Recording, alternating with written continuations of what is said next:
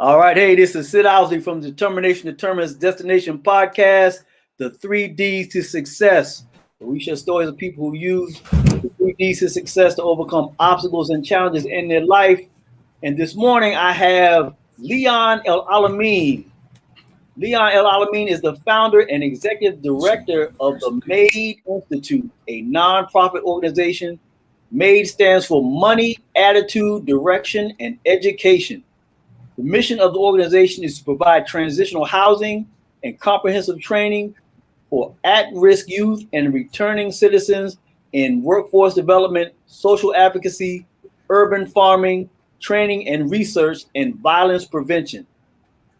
Growing up on the north side of Flint, Michigan, Leon was a good kid who took refuge at his grandmother's house to escape the challenges he faced at home and on the streets. After graduating from high school, the allure of earning fast money made Leon start selling cocaine. A few years later, a shootout over a drug turf war landed him in the hospital, where he spent a month in a coma. The incident led to his eventual arrest and imprisonment on drug and weapons charges. At the age of 30, Leon was released from prison after serving part of a 12 to 20-year prison sentence. Several years after his release, he launched the M.A.D.E Institute in 2015. Welcome, Leon. Peace and blessings, good brother. How you doing this morning? I'm doing great this morning, man. You know, you have a fantastic story, and I really want you to tell us more about it. And so, please tell us how you use what I call the 3Ds to success. Determination determines destination to overcome obstacles and challenges in your life. Yeah, definitely, man. Thank you for having me. It's truly an honor to be here on your platform. I really appreciate it. Again, Leon El-Alamin, lifelong resident of the city of Flint, born and raised here my whole 40 years of my life now. Formerly incarcerated man, spent 7 years in prison for gun and drug charges. Well, while incarcerated, though, I started there. When I was incarcerated, my first years of incarceration, I did in the high level security, which means 22-hour lockdown. You only get 2 hours out of the day, and you're in there with mostly lifers. And it was during that time and experience that I had the privilege of meeting a couple good solid individuals, man, who are lifers, poured in me some jewels, man, is helping things in myself that I didn't see prior to being incarcerated. And some of those things was just like leadership skills and my ability to connect folks, and to they encouraged me to use that skill and talent if I was given a second chance to come back out here to do something positive with it. And they will always remind me of making one bad decision, a choice in your life can cost you your whole life, and that always stuck with me. And so I took those perspectives from those gentlemen who was pouring into me along as well. I also converted to Islam while incarcerated, and I gained a spiritual foundation for myself. I grew up in the church, Baptist church, and then I kind of gravitated from that to the streets, and that kind of became my religion. And so then, for me, when I was incarcerated, it was a full journey that I was taking, but I didn't know it at the time. And so having time to, and also I did a lot of reading and started studying our history and gaining knowledge of self and who I was, where I came from, beyond what was taught in our school books, public schools. I'm a product of public schools here in Flint. And, we was only given half a meal, and what I mean by that, you never taught about the greatness and things that we achieved prior to being enslaved and captured and brought over here for over 400 and some plus years. So when I started reading things on, big fan of Malcolm X, Booker T. Washington, Harriet Tubman, and then great Mali empires in Africa and things like that, I was being introduced. These these men were given in prison to read. A light came on, you know what I mean? And I started examining what it was that I was out here doing, living that street life, that fast money, the women, cars, and all those things. But it also has a negative side to it. And when you're young, man, and you grow up in these single parent household, no father was around, and when you're in a community or an environment where everybody's in the same boat, single parent household, struggling, generational poverty, it's easy when you're a teen to be impressed upon those things like fast money and so forth. And so I was attracted to it, and I actually became kind of good at it. And from the time I graduated high school in 1999, I graduated from Flint Northwestern. I hit the streets running, and I became a street hustler.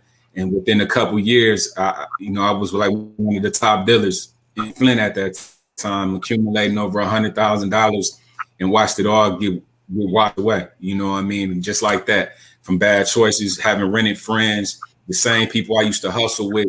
Kind of like, it was street hustlers, kind of sort of like gangs, but we wasn't like gangs in Chicago or LA. It was more like over turfs and neighborhoods. And I grew up in an area where what's called Pearson Hood on Flint's north side, and grew up under some individuals that I knew since childhood, and most of them all end up turning on me, setting me up, robbed me for a kilo of cocaine, and then a war broke out. And that's how I living that street life. And if you living by that code, there's certain rules and mentality you have. And once that happened, it was the shootout, and I ended up shot in my head and my back, left to die by those same friends. And it was just a trickle effect, man, just a turnaround. I was just seeing violence and things like that, man. So to bring it full speed up to kind of the date from those experiences in prison and that experience that led me to in prison, I was granted my parole on my first opportunity in 2010. And when they gave me that opportunity, I had a new set of tools, a new mindset from the spirituality, from the mentorship, and the things I was reading, and from the love of my grandmother and my mother, who's still around, who always supported me, good or bad times. You know what I mean? And so when I came home, man, in 2010, after getting that chance of getting parole, I came right back to the neighborhood that I used to terrorize here in Flint. And it was just like, man, it's like a third world country. All the blight, the things, the people that used to stay in these areas are no longer here. The drugs was even, more rampant. The violence, it was getting younger. I was seeing, man, 15, 16-year-olds killing folks, not even knowing they throwing their life away, and it's from, multiple things play a role in it. But I knew for me, I didn't want to play on the side of using my influence to continue down that path of self-destruction. And so I hit the ground running as a community activist. I really didn't know what I was going to do, but I knew I wanted to play a role in the positivity of rebuilding the city. And so hit the ground running as a community activist, being involved in school board meetings, city council meetings, community cleanups, food giveaways, anything I could do to just be positive and let the world know that, I'm here. I'm here for the safe long term, and I want to be a part of the change. And so, as things kind of progress, man, I was still being discriminated against because of my felons, trying to get housing, trying to get employment, trying to get education. So it was getting to the point to where I was almost discouraged, man. And I never forget, I came this close to almost resorting back to old ways, because I couldn't even buy underwear for myself, man, to put clothes on my back. And as a man, that makes you feel a certain way when you can't provide for yourself. But the thing that held me together was a couple things. One was my spirituality. I'm a practicing Muslim, and I fast and day, but practice my spirituality and my mother, and just seeing that struggle, that and their love for me, and wanted me to do something different. I didn't give up. And just like that, I didn't know people was noticing the little things that I was doing, but they were. And I got an opportunity. I got a job, and I got this job learning how to rehab homes. And you was guaranteed a job. It was some federal dollars came through the city at that time. You was guaranteed a job for 6 months to work at like our local land bank or Flint Housing Commission. And so I had opportunity to do that, man, met some older guys, learn some skills. But after 6 months, it's like you conditioning yourself for this change. You're doing. I wanted a job. I didn't even know about nonprofits and none of that. I wanted to do the right thing. And when that ran out, man, it was just like, okay, who first to go? It's the guys with the felons, and et cetera. So I was drifting and almost kind of getting to that point of, I got to do what I got to do. And so it happened, man, I got and it's a good friend, a brother man's of mine by the name of Dr. Jawad Shaw. I met him at this conference, man, that Muslim community that was having here in Flint, called Hill in Flint. We had a good conversation. I spoke out about some things, you know, that I felt, you know, individuals who have resources, make money off the backs of pro-Black in our community and things. I feel like, you know, you need to give something back to the community where you earn that money at. You know what I mean? And I challenged those individuals. It was over like 200 people there, and I challenged them. But this brother heard me, you know, and from there we began to have this conversation. We got to build, and he gave me a job and an opportunity, but not only a job, he also gave me some office space. I had started telling him about this great idea. I was like, if I'm going through this and I'm only one individual, I did my research. Each year we have between 500 to 700 people coming back to Flint and Genesee County from prison and jail. That's a lot of people who are gonna need resources, mentorship, etc. And so I challenged them on that. And then that slowly, as the birth of M.A.D.E was slowly being developed. And so after about a year of building on that relationship, I noticed just continuous more barriers will continue to pop up. And I said, you know what? After just learning some things from Dr. Shaw and some other mentors, man, I said, you know, I got to create my own. I knew how to, it's already in me, the hustling and how to get money and things like that. But I flipped it. Instead of, you know, selling this illegal product,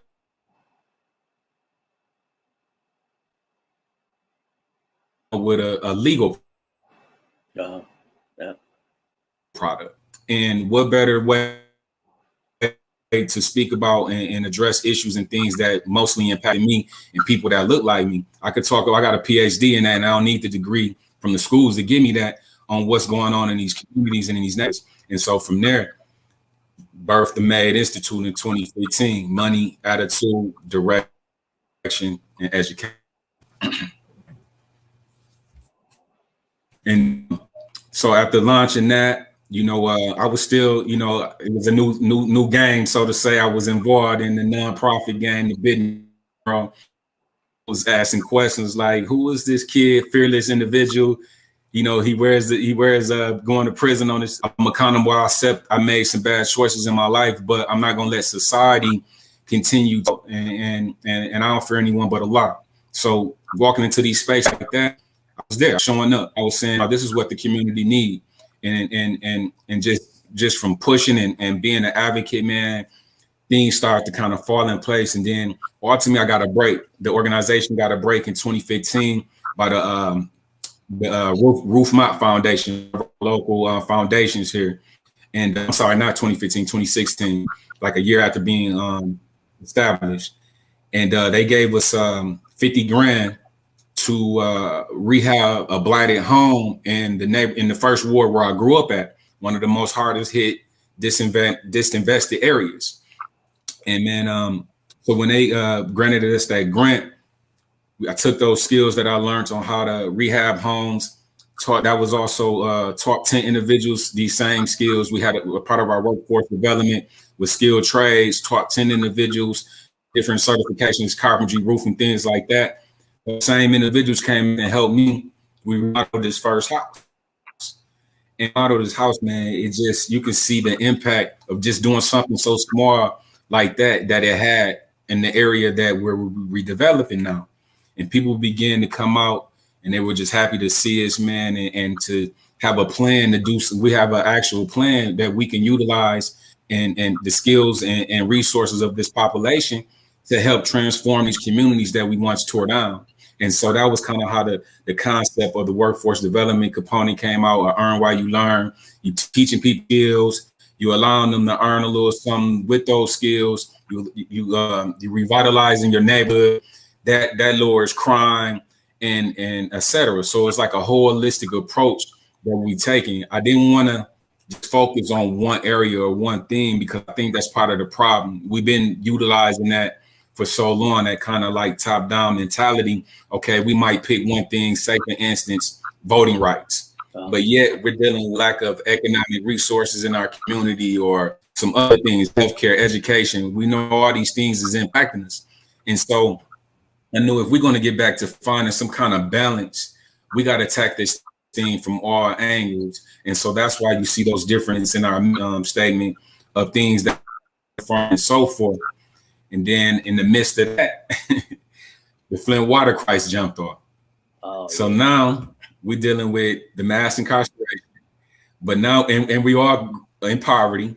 And now here comes the Flint water crisis, one of the largest man-made disasters by our government, city, local, and state, all involved. And so that kind of shifted things as well for us. So we slowed things down because we got really involved in that community activism side kicked in. And I started training the men and women that we work with on activism and outreach and being involved that way. And I was like, if you want to be reintegrated back in society, people got to see you doing positive things and helping the community move forward. And that really allowed us to begin to have a voice as returning citizens, speaking out on injustices and things like that was through the Flint water crisis. And from there, man, we just been building on it. And then before you know it, man, we got some momentum. People start seeing the relevancy and the vision and what we're doing. And we made national attention to now international attention. So I'm just thankful, man. My praise be to Allah. But that's an awesome story and awesome accomplishments that you have after going through that situation so early in life. And what you've done speaks to how important it is for returning citizens to have access to resources. Absolutely.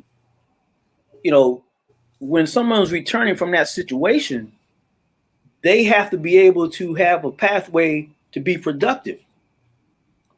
Yes, sir. Speak on what when someone gets out of prison, what are they looking at? What what is it that they're seeing? What choices do they normally have? Because you found a different route that is not usually right in front of a person. What are they looking at when they get out of prison and what they give them the bus fare? I don't know what are they looking at when they step out of those doors and they're back in the world? What are they seeing? So the minute you release and you coming home, man, the only thing you come home to is the clothes on your back and a bus pass or a bus ticket, to get you where you need to get to. And that's it. You coming home literally to nothing. Now, each individual case is going to vary and different because you might have individuals who have some family support. And so they might, you're going to really reach out there. But for the most part, a lot of these guys, men and women, don't have no support. They done burnt bridges in the midst of their criminology and the things they did that led them to the situation, or just individuals done passed, died, or moved on. So you coming back in environment that's totally foreign to you with no resources. So I knew I figured that out real quick. And if it wasn't for my mother still being here to give me shelter, I would have been homeless, bro. And I was like, man, this is crazy. Y'all want us to come out, be productive citizens, but you're not providing us anything that's long term. You know what I mean? They'll have a good speech to get some dollars, some grant dollars or some money into a situation, but it wasn't properly being distributed and really being addressed. And for me, man, just now having this new light and this just drive in me, I knew that had to change. If we were serious about revitalizing in our communities and helping this population. And so I just made it my business to be on the front lines, to be an advocate, speak out, speak truth to power, so to say, when it comes to this population, man, because we don't have nothing. We're dealing with a high, another part of the issue is that we deal with as well. We're dealing with a high mental health issue. When you're dealing with this population, man, a lot of individuals have been traumatized, dealing with substance abuse, drugs, prior to them being incarcerated in these environments that we know that's violent and drug driven. Then you deal with the environment when you incarcerated, where it's not, it's all kind of things going on around you. And then you coming back into the same communities that was war torn when you left. So that's trauma on top of trauma in itself that never been properly addressed. And so we have to also we look at that as well, man. And those are some of the things that individuals coming out of prison and jail is what they're faced with, on top of the lack of job opportunities. You know what I mean? You got a generation of college students, you got individuals who don't have felons, So now you got to come out and try to compete with that. But except they have education and degrees up under their belt, and here you are coming out to nothing. Who you think on to hire for these jobs and things like that? And so I was just looking at it from every angle and said, you know what? And start looking at the numbers. We really like a population outside of a nation outside of a nation. If you do the numbers, it's 2 point some million nationwide. And then in Michigan, I think we have they don't lower it. It's a lot of things been happening because individuals is making that push for criminal justice reform. But you got the thousands, man. I'm talking about like 50,000 people or whatever the numbers are. It's very high of individuals eventually going to come out. You know what I mean? So that's a lot of people. That's a voting base. So I looked at it from a political standpoint. I looked at it from an economic standpoint. It makes more sense for us to educate individuals who are coming back into our communities than to incarcerate them. You paying $35,000 a year to incarcerate a person who's going to eventually become a better criminal because they really don't have educational programs and things in the prisons. That's adequate. They doing a lot better now because of the push. But especially when I was coming out and so forth, none of these things were there. You know what I mean? And so I was just really, I became a critical thinker, something that I think a lot of individuals in the inner city, man, we need to be taught these things in our household and our educational system, how to be critical thinkers and analyze things from different perspectives and so forth, man. And so I just started using all the things that was put against me and made them become my strength to address these issues that I knew we was faced with. And that is so inspiring that you were able to turn your situation around. And, you know, like you mentioned before, when you started the nonprofit, you already had the talent of how to raise money and the hustle. And like you said, you went from marketing an illegal substance to creating a legal organization to help the community. And you know, speak on the people who are incarcerated and the talent that they have, but the pathways that they have to use that talent. You know, how important it is to have, you know, some alternatives. Absolutely, man. You got some of the smartest people that's incarcerated. You literally got scholars in there, man. Brothers who could run Fortune 500 companies. You got individuals who can be great educators. You know, you got our educators, our teachers. You got individuals of multiple skill sets that, if given the right mentorship, resources, and opportunities, they will be some of our greatest leaders, our greatest thinkers, and greatest community folks that you can ever produce. Just given that those things are critical: opportunity, resources, mentorship. You know what I mean? And that's why, you know, we do a lot of social justice work, man, because I understand now a lot better how America operates through capitalism and things like that. Learning a lot more about the political process through my personal academic education and then my self-taught education as well. And I've seen how critical that plays a role on, you know, what type of resources and things that communities get. You know, it's all economics, it's all politics. And so looking at it from the lens like that, man, you know, it's like, well, I know we got scholars literally that, if given a second opportunity, a second chance at life, can come back and be strong advocates, help their communities. And that overall helps the cities and community as a whole. When you got people who coming out, are producers, paying taxes and raising and getting back in their children's lives, that's critical too. You know, we got to break this recidivism, this chain of self-destruction that's going on in our communities with the violence. Our kids are crying out for help, man.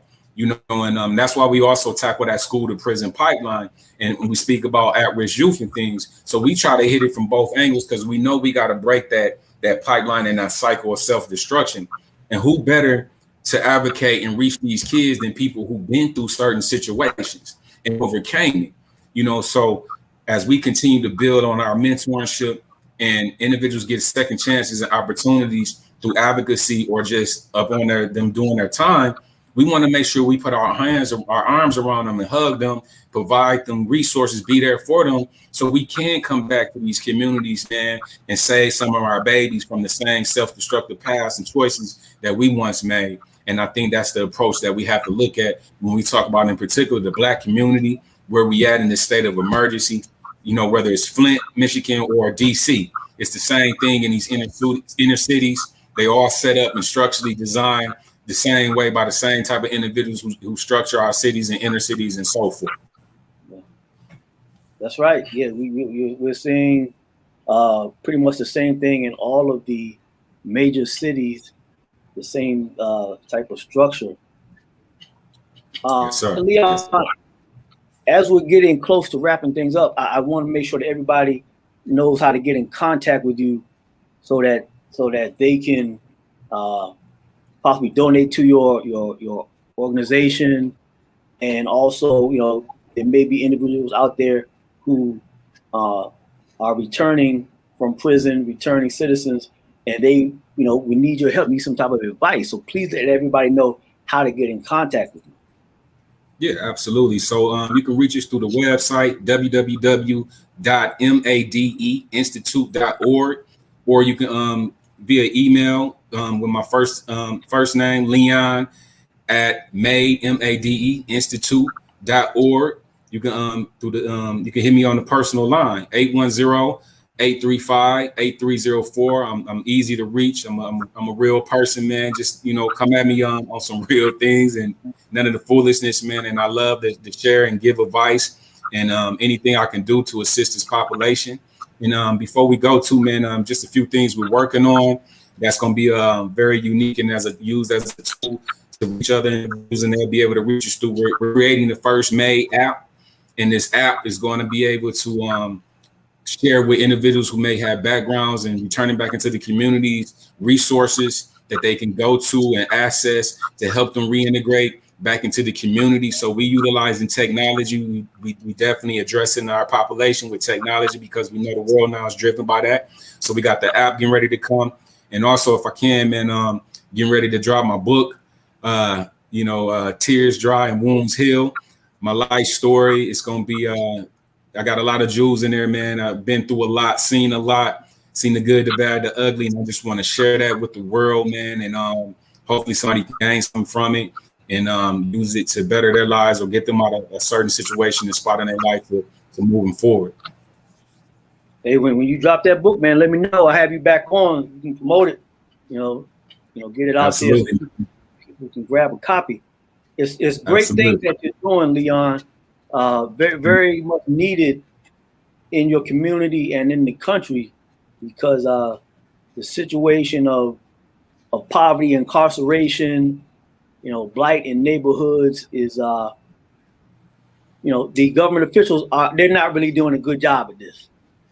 Absolutely. People like you that have taken the mantle and are doing things to really help make the situation better. So thank you for your contribution to that situation. Thank you. I appreciate that, man. You're absolutely right. The government can only do so much, man. I really think that we got to get back to empowering the people. Yeah. And I know that's a cliche, I don't want to sound like, our brothers and sisters from the 60s and 70s, but it's truth, man. You gotta provide these communities with resources and things so that they can be a part of moving things forward. That's right. That's right. We have to understand that we do have the ability to do this thing ourselves. Absolutely. Absolutely. We just need the resources. That's right. Right. So this is Sid Owsley from the Determination Determines Destination podcast, the 3 Ds to Success. We shall show the people who use the 3 Ds to success to overcome obstacles and challenges in their life. And today we've had on Leon El-Alamin, founder of the M.A.D.E Institute, helping returning citizens with their transitional housing and training and so forth. Please check out Leon's organization. He's doing great things. And please check out my website, sidowsley.com, where you can get a free gift about aligning your goals with your values. It's very important to have your values and your goals aligned so that when you're going after something, you don't have an internal conflict with between your goals and your values. So please go to sidowsley.com and pick that up. Also, check out my YouTube channel, the 3Ds to Success, Sid Owsley 3Ds to Success, where you can see the live stream episodes of the podcast. And you can also check out the audio, the podcast on Spotify. This is Sid Owsley, 3Ds to Success, Determination determines destination, and I'm out.